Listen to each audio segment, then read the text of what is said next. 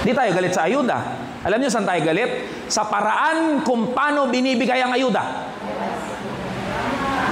Totoo, may mga tao kailangan ng ayuda. At dapat tulungan yun. Bigyan ng gobyerno yun.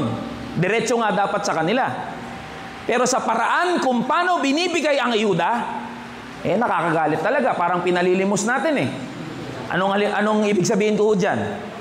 Hindi ka malilista sa AKAP, AIX, TUPAD, MAIP kapag kaaway mo yung barangay coordinator, yung area coordinator.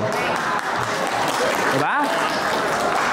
Pag nakalista ka sa kalaban, pag markado ka na sa kabilang kulay ka. Di ba?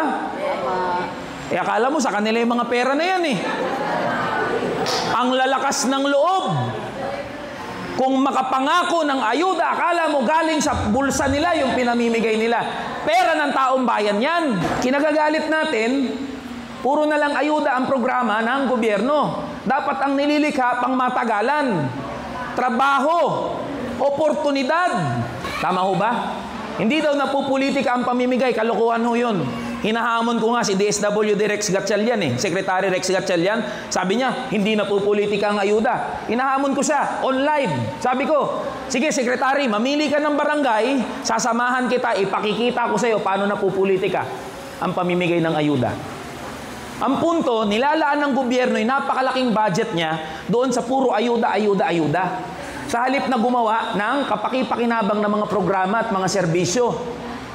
Nalilikha ng trabaho at oportunidad pang matagalan. Mas gusto ho natin yun. Dahil ang ayuda, one time, big time. Nangangapital ho kasi ang mga politiko sa desperasyon natin. Naghihirap tayo. May sakit yung anak natin. Gusto natin, may pagamot yung kamag-anak natin. Sa halip na bigyan na agad ng pondo yung ospital para hindi na kailangan pumila, ang gagawin ng mga yan, hindi. Dadaan muna sa congressman. Tama ho ba? Pipila kayo ng 3 hours, 4 hours. Bibigyan kayo ng guarantee letter. Pagbukas nyo ng guarantee letter, kalahati nun, muka ng politiko. Tulong pa rin sa atin yun. Tatanggapin ho natin yun. Pero nakakawala ng dignidad yung ginagawa ng mga politiko. Nangangailangan na tayo ng tulong. Papipilahin pa tayo 3 oras, 4 na oras. Pababalikin pa ho tayo, tama?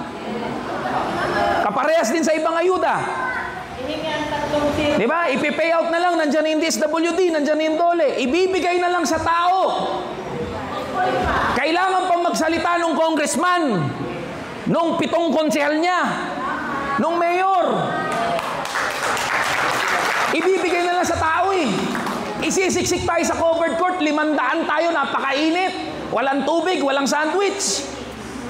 Tapos pakikinggan natin yung mga politiko na yan. Ang punto ko lang naman ho, itong pera ng gobyerno, kung gustong ibigay sa nangangailangan, pwede nang idiretso.